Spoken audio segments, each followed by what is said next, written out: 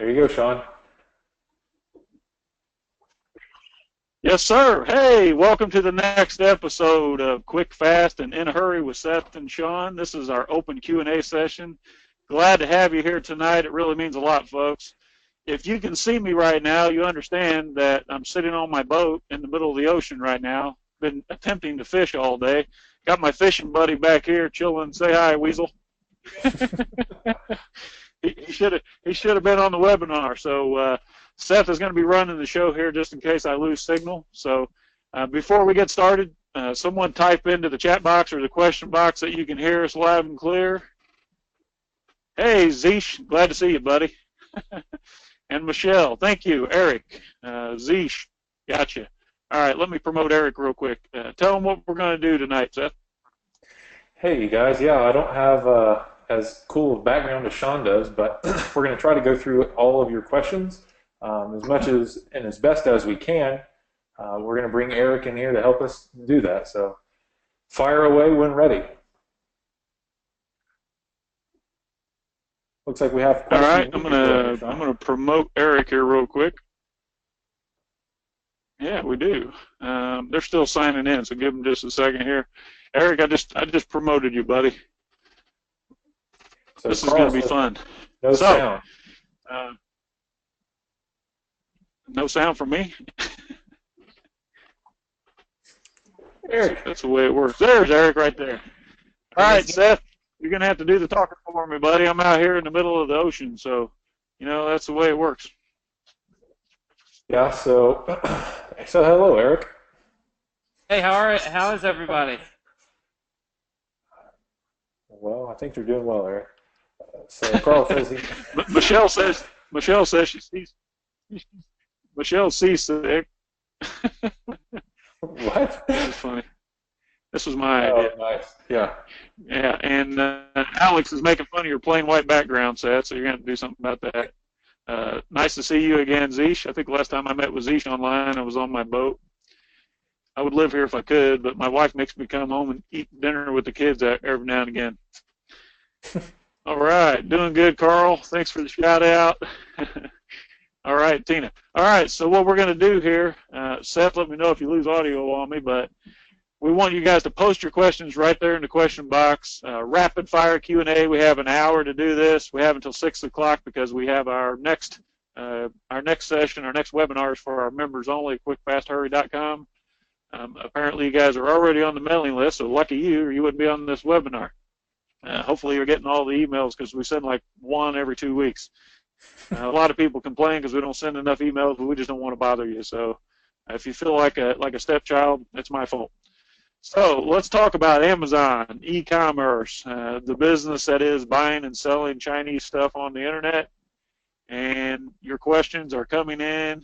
Carl's popping up. I love Carl. Carl, nice to you check in tonight, buddy. Haven't seen him since China. What a clown he is.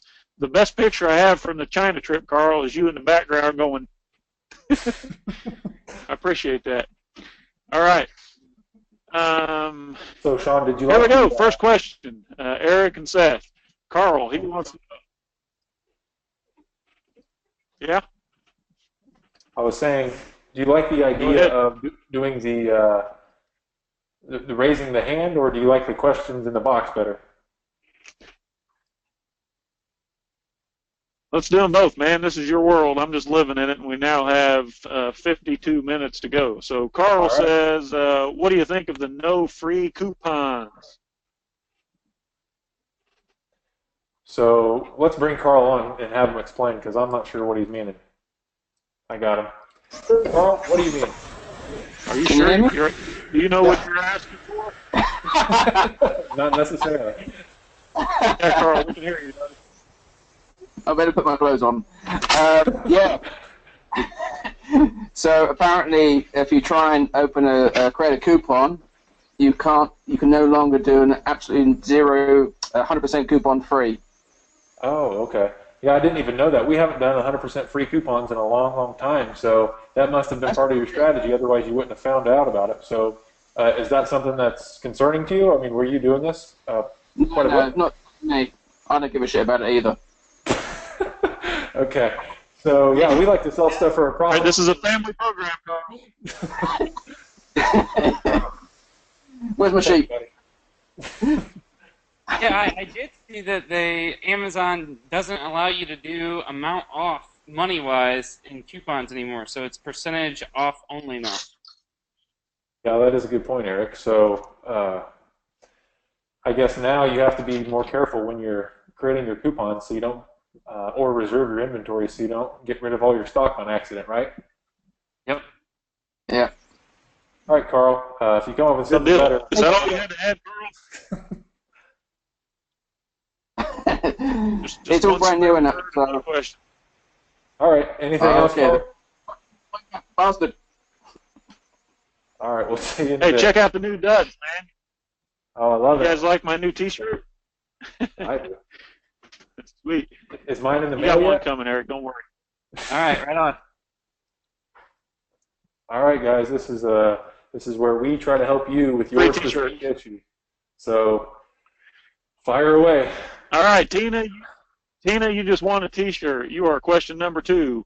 What's your criteria for building reviews with no incentivized reviews allowed? Tina, email me your address and your size, and I'll get it out to you sometime between now and never.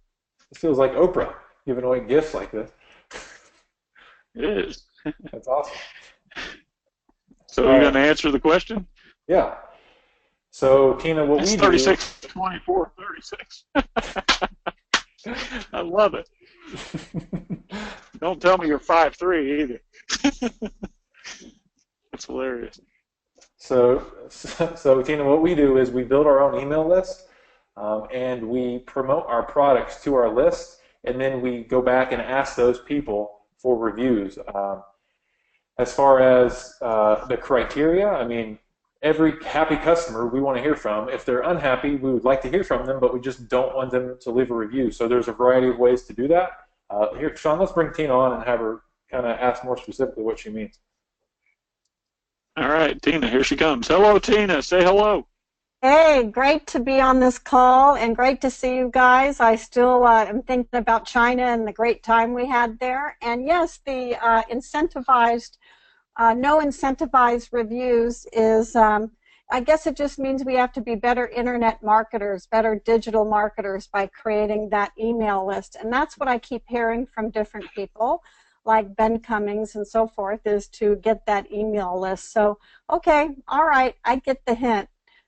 Any other suggestions or any software or anything else that that could help with that? Thank you. Tina, yeah, no problem. So I'll elaborate a little bit on some of the software that you can maybe use. I don't know what you're using so far, but you can use an email follow-up sequence using like Feedback Genius or Managed by Stats or anything like that. And you can ask your customers that have left you. I mean, there's a setting where you can set it to where you actually only ask the customers that have left you positive seller feedback for the review. Good job, Shawn. Looks beautiful. So what that means is you can avoid asking customers who aren't necessarily happy for a review, and then you can avoid some of those negative reviews that might come in. So what softwares, Eric, do you think that we should recommend to Tina as far as best to use as far as building an email list? So as far as like Feedback Genius or like building it, because building it we would want to like include inserts in your products to send to a like third-party site. All right, well, let's ask Tina a little bit. Tina, so are you meaning what softwares as far as follow-ups within Amazon, or are you asking like what should you do as far as building an outside email list? Follow up with Amazon software, because there are several out there that have been recommended to me, and I was wondering what you thought was the best one. Thanks. Okay. Well, we've used a few of them, and I think from our experience so far, Feedback Genius has the most kind of specificity as far as the settings. So I know for 100% that you can go in there and check a box and say, do not ask a customer for a review if they have not left you a positive seller feedback. Because you know Amazon solicits those seller feedbacks automatically. So once the customers start coming back and saying, I had a great experience, that's when your email would go out and ask for the review. You know they're already happy. They're going to give you a good seller feed or a good review. So from there, you can also send just a general follow-up to your customers and ask them about their experience. And when they write back to you with either a positive or a negative, you can respond, either way. So if they respond positively, then you can just send them the link and say, hey, please leave your review here.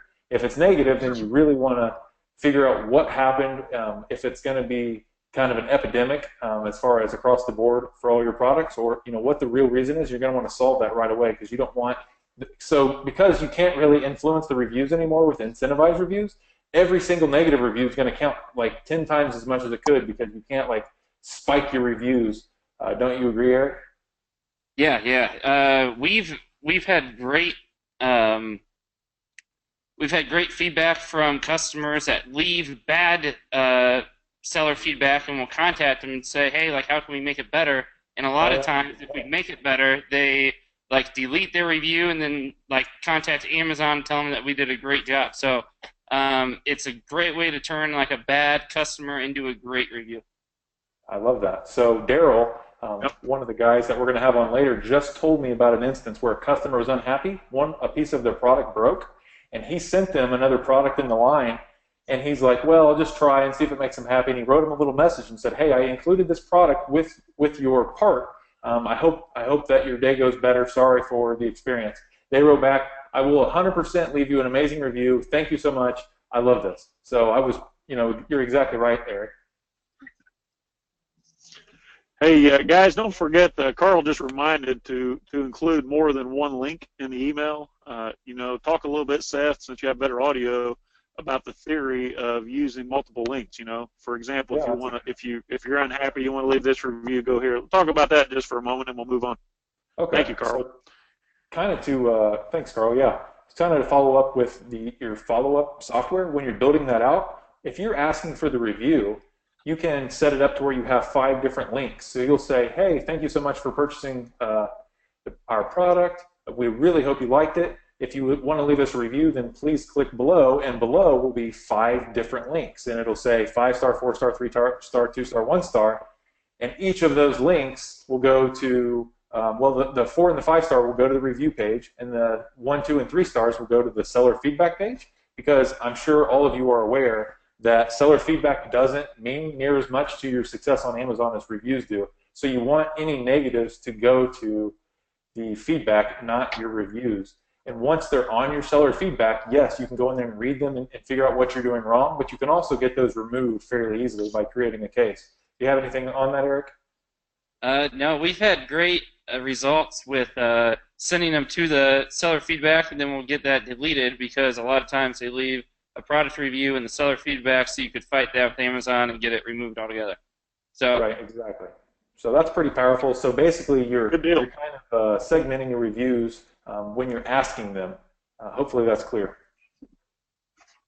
All right, Shawn. Yeah, let's go to Jason. Jason here. He wants to know what's the most effective way to drive sales through the holiday season. I think you and Eric and I met on this earlier today when we were preparing our slides for the members meeting. So answer that question. I'll go ahead and unmute Jason here in just a second. So what's the most effective way to drive sales through the holidays? There are several ways, Jason. We'll just touch on a few real quick. Right. So within Amazon, I mean, the way you get sales is by your rank. And as Shawn always likes to say, your rank is directly correlated to conversion. So how you influence your conversion is going to influence your rank greatly. And that's why for a long time, giving away products for $1 or a penny or even $0, like Carl used to do, used to work so well, because somebody who had a coupon code to get a product for free, they went to the page, visited it one time, they created one purchase, so that's 100% conversion in Amazon's eyes. So it was so powerful in just ranking your product right up there. So now, what else can you do to kind of simulate that? Well, if you have a customer list, some of you might not, but we can kind of go through some of that as well. But if you have an email list, you can send them a great offer. Thanks for being a great customer. Here's a holiday coupon for 40% off. And now anybody who clicks on that link is going to be a lot more incentivized to actually purchase when they make it to your page. Shawn? And I think we should also share the tactic that we shared in our members area, Seth, about using the the little icons that show Christmas within your product photos, because it's something you can do for free, and it basically screams, hey, buy me, I'm a Christmas gift. For example, in your main photo page, or your main photo in your listing, you might want to throw a little Christmas tree or some lights or a Santa Claus in the corner that basically says, hey, I make a good gift. A lot of people are seeing a bump in sales just from doing something as simple as this. And Seth, he likes to preach the idea of raising our prices slowly as we go into the Santa Claus season, because people are pretty much in the dark when it comes to pricing, and they don't focus so much on price as they do, finding a product for the person that they're shopping for. So you'll find, I'm not saying gouge people, but you have to take advantage of the crazy decisions that are being made online for the holiday season and bump your prices up and get a little better profit out of it. So anything you'd like to add to that? Jason, you're live, Jason, if you want to rephrase the question. Hello.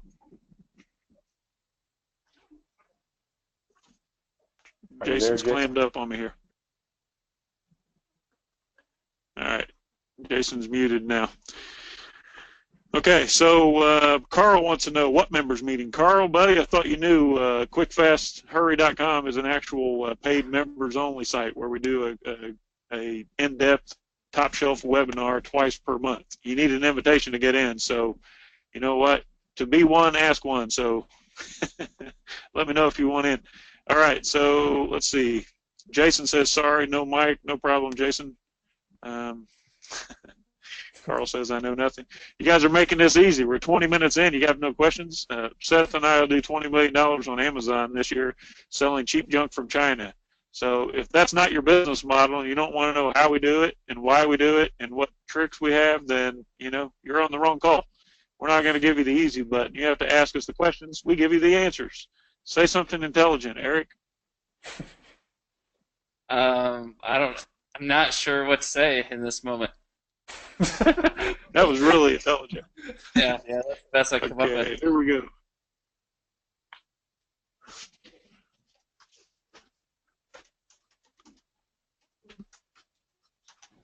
Jason says, what is your price raising strategy? So, Jason, what we noticed is over the past couple of years during the fourth quarter, which we view as kind of November, December, January, just because of a variety of reasons. But what we've noticed is, as we were stocking out of items, we would just raise the price, and sales didn't slow down just because it's a frenzy out there.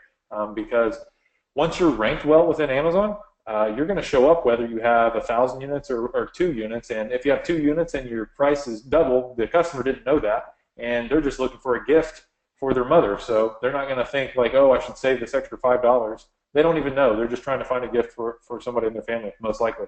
So our strategy started from there. We just raised our prices, and sales didn't slow down at all. But now, this year, we are trying to take a more systematic approach. So Eric just went through the other day and raised everything by 10%. Now, you want to make sure that you don't raise your price too fast, because if you do, your buy box will go away, and all of your advertising won't get delivered, and you won't create near as many sales. But, so raise your price slowly, but also, if you're running out of stock, you can get a little bit more aggressive. Really, we're just testing this as far as the percentages go, but 100% it works. Raise your price, and you will create more profit because there's such a huge demand in the next 90 days. Yep, I think it's also important to note, based on Michelle's next question, when do Christmas sales start to kick in?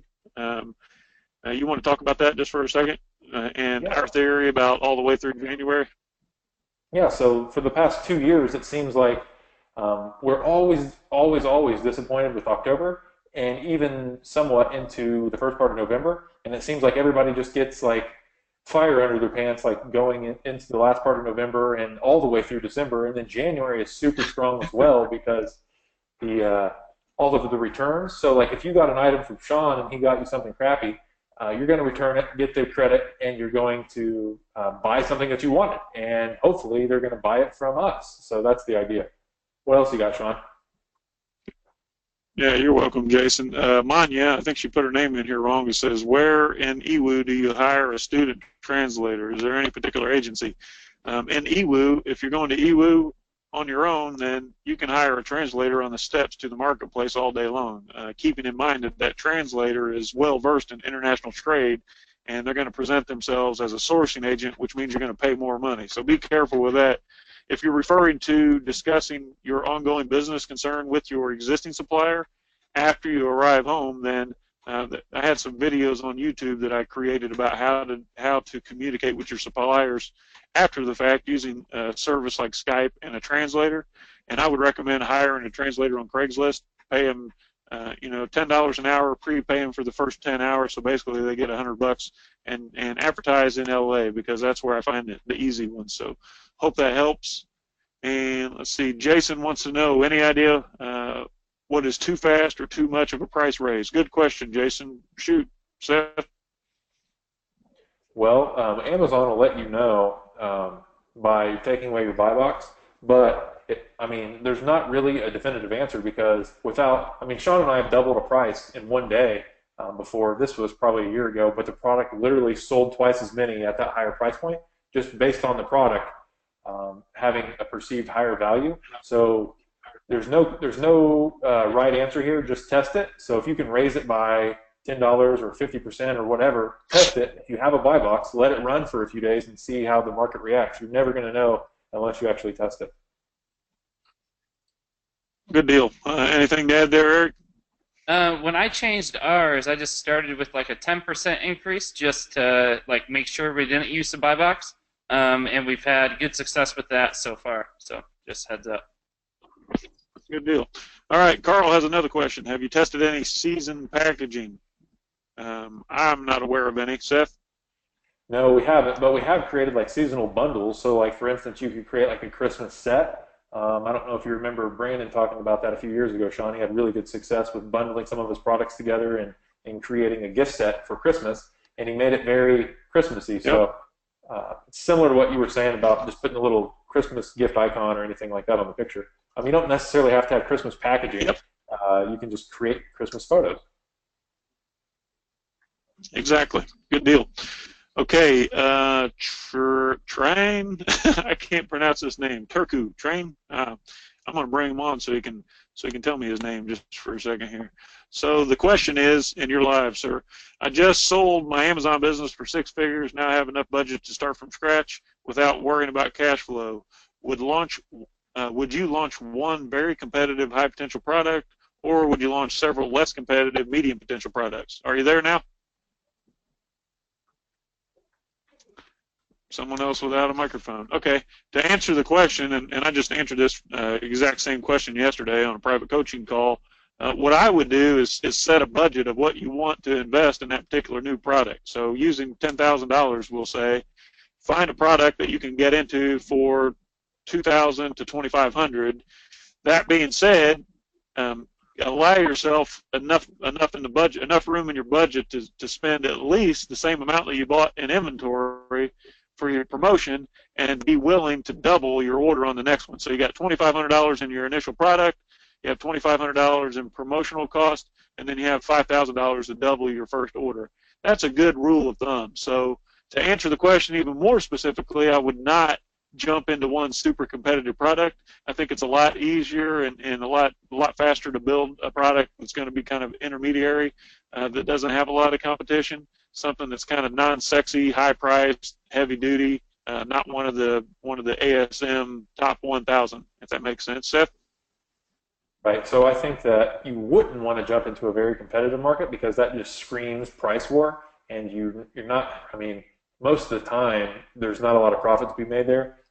Where we've had our biggest success is going into the middle of the market and getting something that's a little mundane, like Shawn said, evergreen, that's going to sell day in and day out, nothing seasonal. I would just stick to something dumb that you can throw against the wall. It's not going to break when the UPS man steps on it, stuff like that. You stole my word. Would you look at this gorgeous stuff behind me? I'm loving this. Thank you, Seth, my boss. He allows me to work from my boat. He's the best boss ever. Thank you, Seth. Hey, can I also get a raise? No. Can you buy some more boat fuel? I love that. So, all right, Kim. Hello, Kim from Mississippi. I remember you.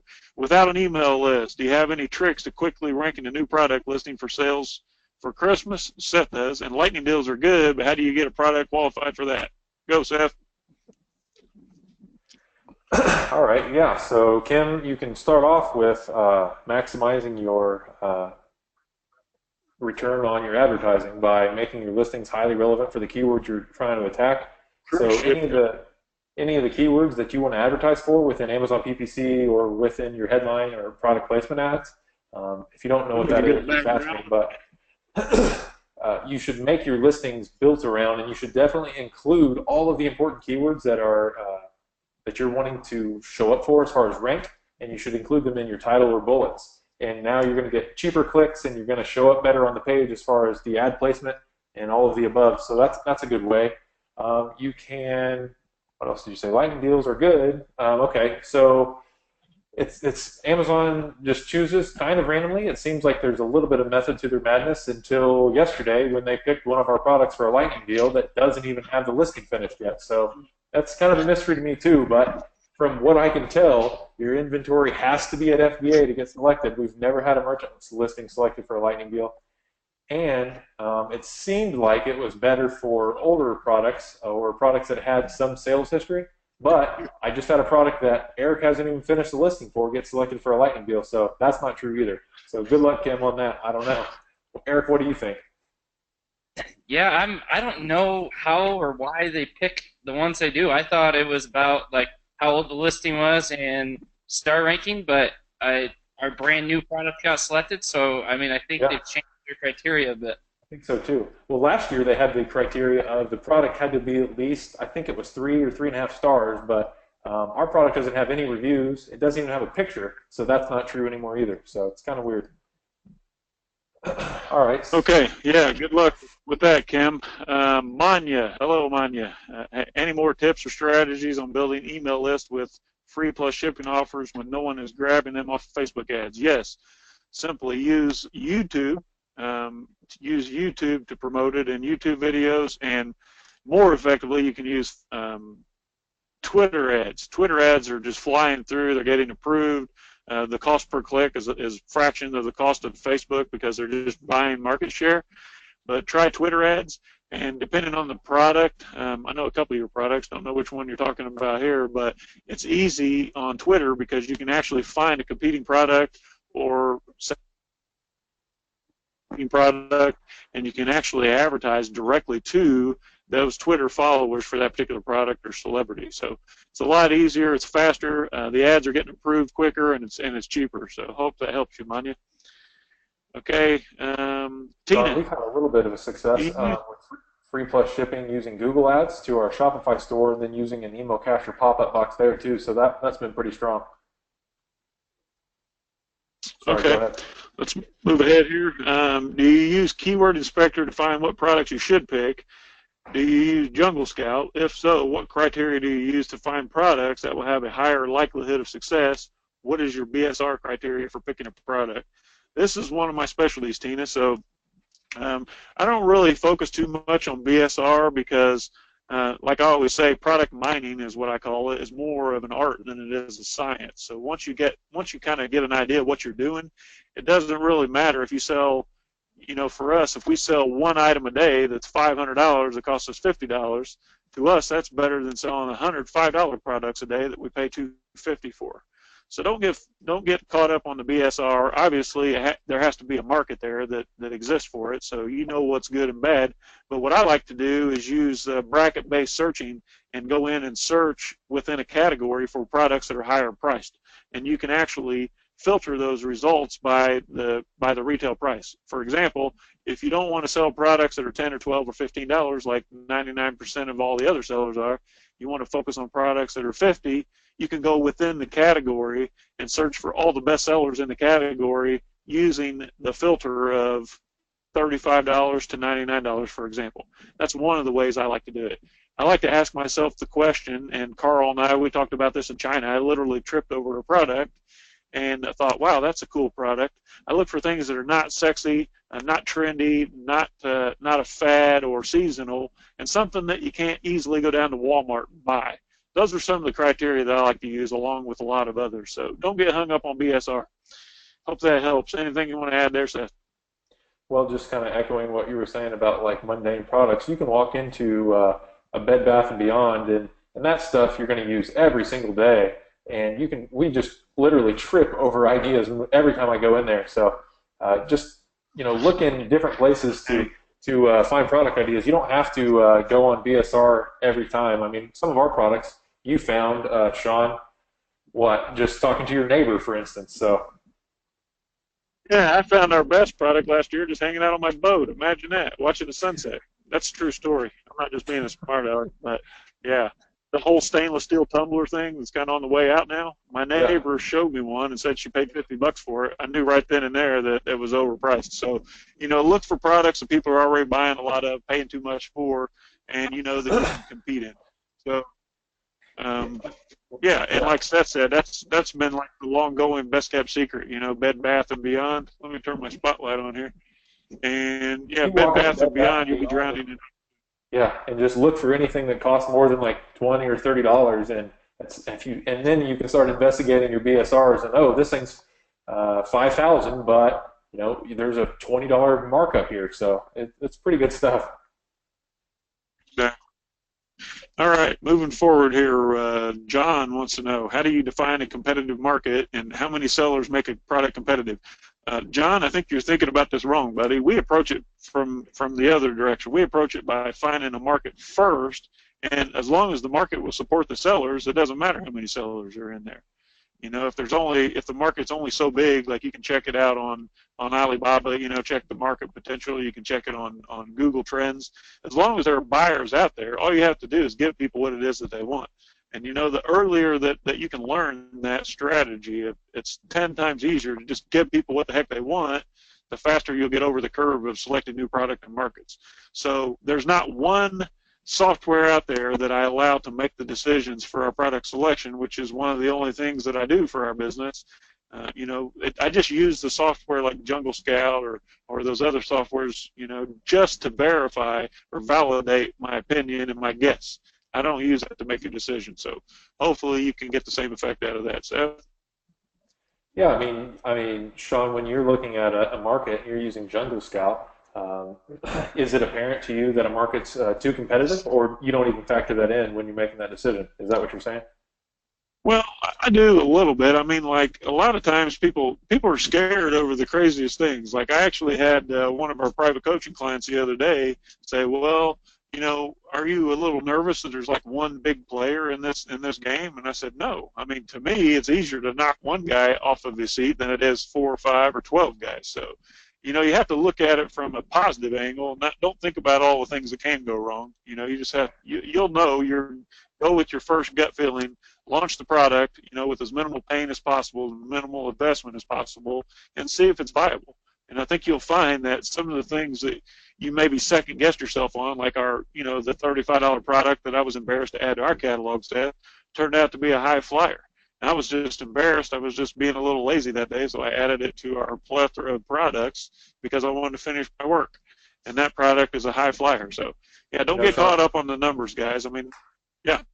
I think that some of the reason why the competitiveness doesn't really matter as much to us or you when you're doing the evaluation is because we don't go after products like a sleep mask, because you already know that people can buy that for 50 cents and you're going to have way too much competition, like from that perspective. So if you get into buying a product for $8 or $10 or $20 or $50, you can just guarantee that you're going to eliminate a lot of those competition. That competition. So yeah, you're right. Yeah, so, we have 20 minutes left. Let's get through a few more questions here. I'm going to fire up this baby and try to get back to my doc before we do our 7 o'clock call, so you'll have to finish, Seth. But Carl wants to know, have you got any good Christmas funnels that you're trying out? And I want to be on the boat. Carl, you can be on the boat if you join the Insiders Roundtable, because we're doing a island mastermind in February. Email Seth. He'll tell you all about it. So any good Christmas funnels, Seth?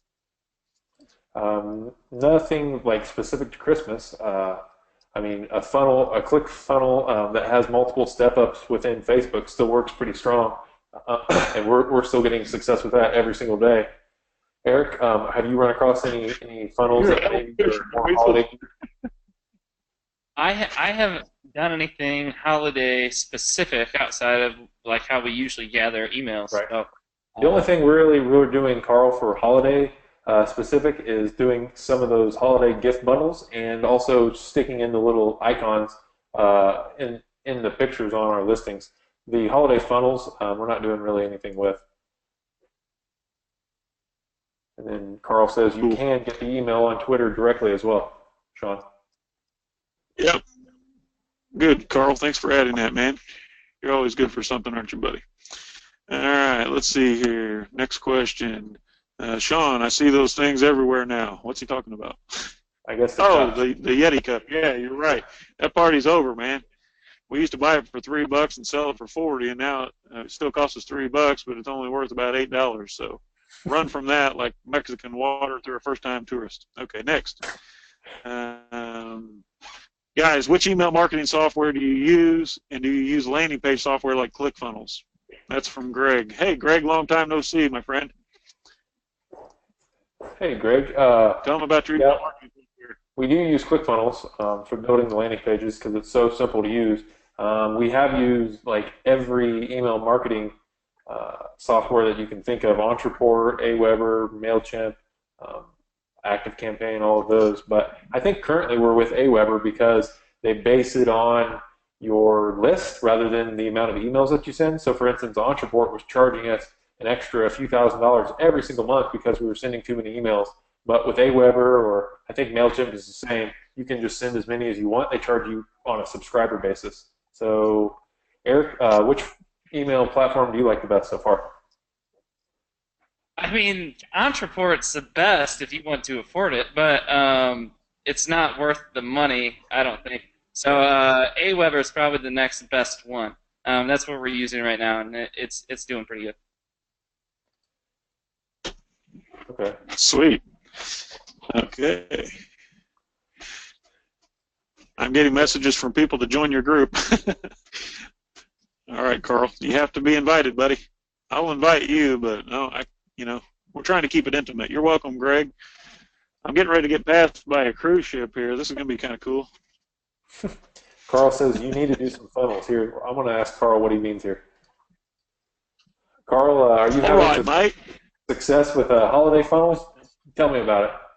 Oh man, I can't tell you my funnels. It'll take all night. It'll take you all night. You open the door, buddy. Tell us about your favorite funnel. Oh, that will take all night. Seriously, you've got to do some Christmas type landing page, at least.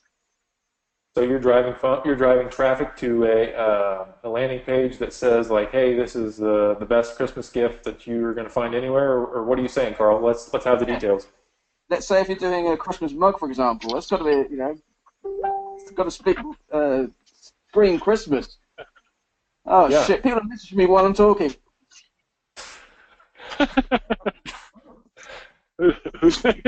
I love Carl. Clown. Thanks, Carl, for taking the mic, buddy. All right, thanks, Carl. For bringing our line. All right, let's see here. Carl says, "Don't get wet, Shawn." Remember when we've been happy just to catch that fish? That's all right. I've been there before. All right. Tina says, "Can you elaborate on the free plus shipping ads?" Well, we did some free plus shipping ads on Facebook. Actually, we did the tumbler a long time ago where we said, here's the steel tumbler for free, pay, I don't know, $14 shipping. People were doing that, and then as soon as they would get through that funnel step, the next step would be, hey, don't forget you need this accessory straw. And then they get through that and they'd say, hey, don't forget this is a one-time offer. You can add a smaller version of the cup for the mornings. So we would just kind of step them through a progression of different offers. And that worked really, really well to allow us to build that list really fast. Because now every single time we ran that ad, it was profitable. It wasn't just about building the list and actually investing money into the list. We actually made money every time we ran that ad. But if you're asking about the Shopify stuff, it wasn't really free plus shipping. It was more so like driving Google search traffic and Google shopping traffic to our Shopify page. And then when they were there, we would have a little pop-up that would take over the screen and say, hey, on your first order, you can save 30%. Just stick in your email, and we'll send you the coupon. And then, or they could opt that's out good and stuff. say, yeah, they could opt out and say, we don't like to save money. So it was really like a no-brainer. They could either click yes, I want to save money, and stick their email in, or no, I actually hate saving money. So it was easy it was easy decision for the customer to make once they were actually on the page. But we were actually getting them there by using Google Ads. Eric, what else do you have on building an email list? I mean, that's about all I know. I don't build the email list too much. You just utilize it, right? Yeah, and I utilize it once it's there, but yeah. So one of the things Eric's been doing for us as far as utilizing the list, he's if you guys have been selected for a lightning deal, he's using that list to kind of kick off the lightning deal, and if you guys try that out, you'll notice some pretty amazing results. So just think about that a little bit. Shawn, I know you're running around, but do you have anything more to add as free plus shipping? I just say that what you're telling them is good information so far. I like it. The free plus shipping thing's kind of getting played out. So if you don't have an effective funnel for that now, you might as well give that up, because that's kind of losing its efficacy now. Right. Be creative with your ads. You don't have to. I mean, what we were talking about free plus shipping a year and a half ago, Shawn, when we were doing it in the newspaper. Remember? So be creative. Think of new ways to. Well, buddy, I did it when you were still in diapers, Seth. I was doing free plus shipping and newspaper ads. That's why we call you arthritis. Yep, that's right. Hairy Sasquatch. All right, so we're through all the questions, guys. Anything else? Shawn's getting ready to head in. I am. I'll take you along for the ride. It's okay. All right. My first mate back there, he's back at it now.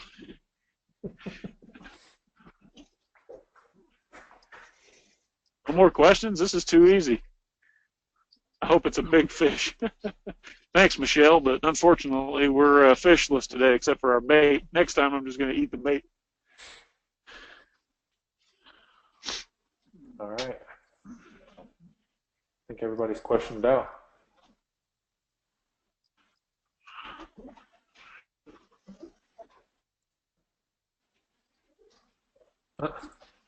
There we go. What company do you use for your satellite internet? That's to you, Shawn. That's a good question. It's some kind of Garmin or something. I don't even know. Something like that. All right. All right. Are we good to go now, buddy? I'm on my microphone while you guys finish up. All right.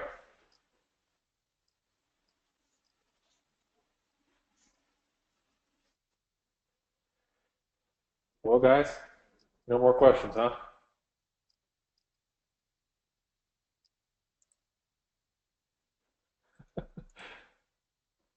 Tina has a question. Says, why do all the gurus tell newbies to stay away from Google, PPC, etc., and just do Facebook? Maybe because Google's an older platform. So as platforms age, normally the clicks get more expensive because the competitiveness gets greater. But, when we first started advertising our Shopify site, we only did Google, and we were profitable. And we were definitely profitable when we were using Google shopping ads. Those pay off pretty great. Facebook is fine, but Google's just as fine. So I wouldn't say that there's any reason why you shouldn't at least test it. You're never going to know if it works for your business unless you actually set up an account and run some ads. So set a small budget and drive some traffic and see if you're profitable. But you're definitely going to want to take all the same steps as you would with your Facebook ads and make sure you can track conversions and know actually what your ROI is. So just take a little time and set that up. It might work really well for you. All right. Gemma says, is it smart to launch a product at a premium price compared to competitors? Eric, you wanted to take this one? Yeah. We usually price ours low because at first we want to boost conversion.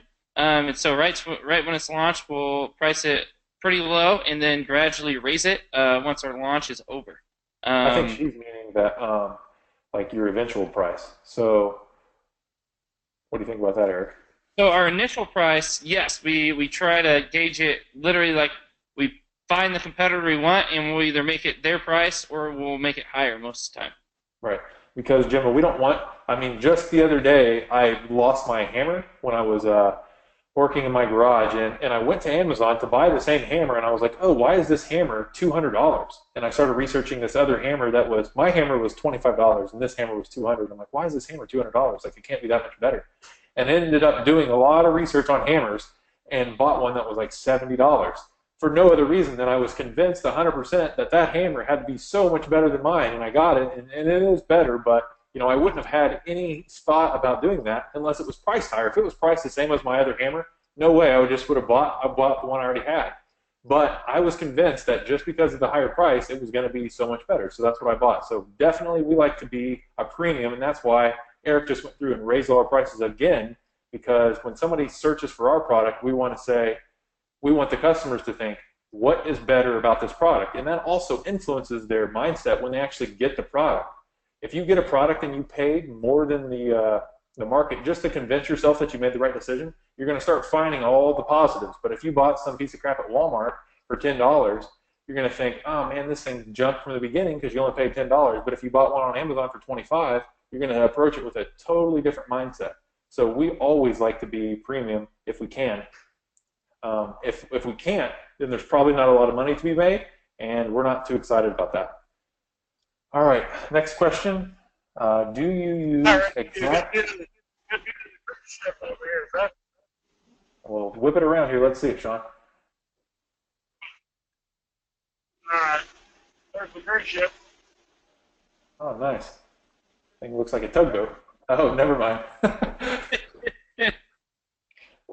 Nice. That's awesome. Okay, so back to the question, Sean.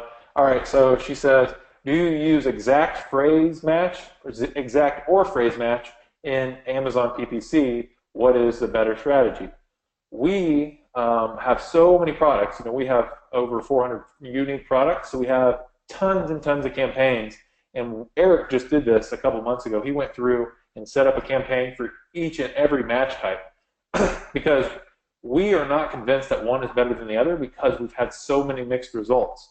Like, we'll have an exact campaign for a specific product that does better than a phrase, and then we'll have a broad that does better than all of them. So we set up every one and adjust them as we get results. So we're not very, we don't have a strong opinion on that. We just test and keep moving forward with those results. What do you think, Eric? Yeah, I think initially you have to test all of them and then just monitor it closely so you don't lose too much money. But at first, you to figure out which ones you're going to hit for and which ones are the most relevant, you kind of have to test it out. Right. So you have seen the same results that I've seen, that you know an exact campaign might outperform a broad, and then the other way around as well, right, Eric? Yeah. I can't find a go-to answer for that. Yeah. I think it's kind of alternates.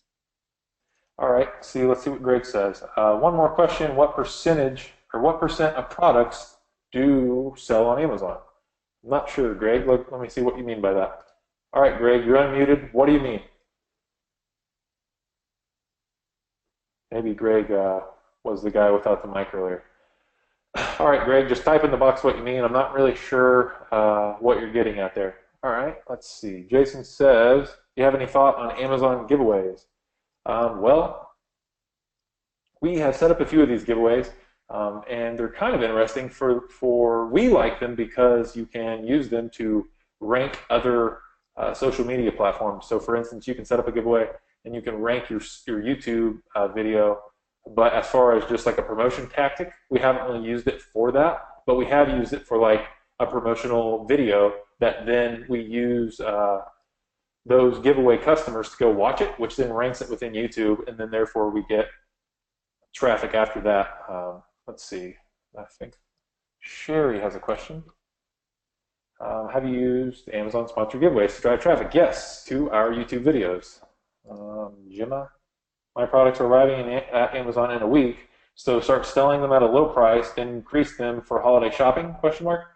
What timeline is reasonable for low price since Christmas is coming up. So, Gemma, very important, if you're just launching a product, and Eric can talk about this a little bit, but you want to make sure that your price is high, because if you start with a $10 price and you try to go to $30, then you are going to lose your buy box. But if you start at $40 and keep your price there for a few days, and then come down to 10 for a few days while you're doing your promotions, and then go back to your $30 price, you're going to be fine. So you want to definitely keep that in mind. But what we do is we will price our $30 item down to 15, and we'll say, hey guys, we'll email our list, drive some PPC traffic, and say, hey, next week this product's going to be at $30. Get it while you can, and that drives some initial traffic. That initial traffic did not use a coupon, so it was 100% verified purchase in Amazon's mind. It ranks really fast, and then we just raise our price. So yes, you're going to have to do an accelerated strategy since Christmas is almost here. Good question. Eric, do you have anything on that? Yeah, if you start your price high, that'll allow you to keep your buy box when you want to go back to your $30 price. But then to launch it, when you're going to launch it to your list or however you're going to drive your launch strategy, you're going to want to bump it down to 15, like Seth said, and then raise it back. But the only reason you're going to start at 30 is just so you can have that buy box available at 30 when you want it. Right, and the idea is that Amazon is looking at your price, and if today it's at $10 and tomorrow it's at 30, they're going to say, oh, you're just trying to gouge your customers. Your average price has been $10. So you want to make it look like that the price should have been high the whole time. All right, we have a follow-up to an earlier question. How many keywords do you put in your PPC campaigns, Eric? It just kind of depends on the product. I'll copy and paste like 200 sometimes. Other times I'll just copy like 50 from Keyword Inspector. It kind of depends on like how big the market is and like what product it is exactly. Another good point there is, over time, and we've noticed this several times, that a product you'll get more and more keyword ideas as time goes by, and Amazon recognizes that, your product is ranking for these keywords or converting for these keywords, so more and more keywords will populate in like an automatic campaign, and an automatic campaign is a great place to find more and more keywords to stick into your manual campaigns. But I think what Eric was saying there was, if you can find 50 or 200 relevant keywords to your product, then stick them in. But if you are advertising for words that do not make sense just because they happen to pop up on Keyword Inspector, that's never going to convert, and you're actually going to hurt your ranking over time. So just be mindful when you're reading through your keywords and only upload the ones that make sense. All right, so Michelle says, so in this example, why do you lose the buy box? Well, Michelle, it's because the average price of your product has been $10, and then you're going to take it to 30, and Amazon's thinking that you're just trying to stick it to the customer. But if you keep it at 30 to begin with and drop it down for a short period of time, they are thinking maybe you're just running a sale or a promotion. So that's my thought process behind why they do it. We just know that that's what happens. Alex says, do you drop the actual price or do you add a sale price? Well, normally we always have a sales price. A long time ago, probably 18 months ago, it was told to us that if you have a sale price, you're much more likely to get included in the Amazon promotional emails that they send out, like products that are on sale. So we have sale prices for every single one of our products. So normally we'll price our actual price pretty high. So if we're going to sell our products on sale every single day at $30, our actual price probably will be like $59.99 or something like that. Let's see. What do you recommend as a daily budget for your campaigns? Well, we start at $10 or $20 because we want to see some traffic and see what happens. Until you figure out that it's profitable, you won't be able to spend very much money. Otherwise, you could waste a lot. So start off at $10 or $20. And then as you refine your bids over time, then you can raise your budget as it becomes apparent that it's going to be profitable. Eric, any of those last questions, do you have anything to add on? No, we usually start at 10 and then we'll raise or lower depending on the results, but that's a good starting point. Okay. Jim says this will be recorded, right? Hopefully, I hit record. If I can pull it off, then yes. But that's the idea. Hey, you're welcome.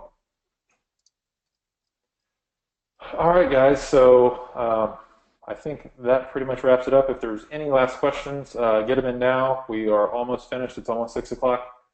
Eric, do you have anything you want to say before we wrap up here? No, thanks for listening, and we appreciate the questions. Good deal. All right.